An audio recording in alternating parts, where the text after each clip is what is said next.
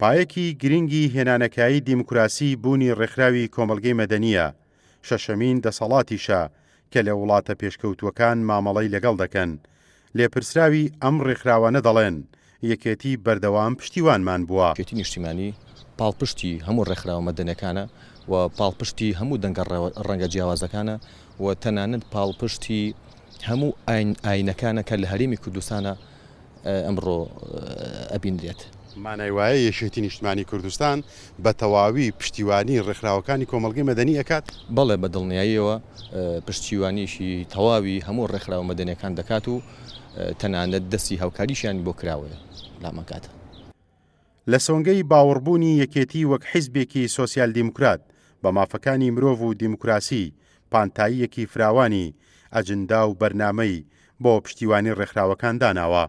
بۆیە ئەم لێپرسراوی ڕێکخراوانە ڕایدەگەێنن کە یەکێتی هەموو هاوکاریەکی مادی و معنەوی کردوون.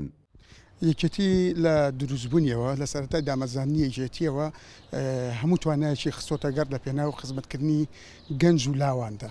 بۆ نمونە ئێمە ڕێکخراوی خوێندکارانمان هەیە، لاوانمان هەیە، هەموو چین و توێژەکانە ڕێکخراومان هەیە، مامۆستایانمان هەیە.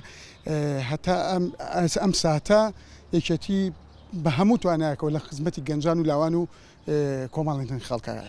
مانای وایە ڕێکخراوەکانی کۆمەڵگەی مەدەنی بەشێکی گرنگ بووە لە ژیانی سیاسی یەکێتی؟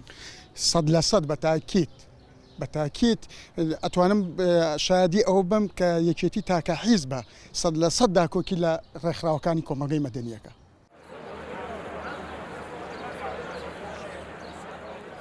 هەزارەی سێیەمی مرۆڤایەتی ناکرێ بێ چالاکی و بەرنامەی کاری ڕێکخراوەکانی کۆمەڵگەی مەدەنی تێپەڕێت.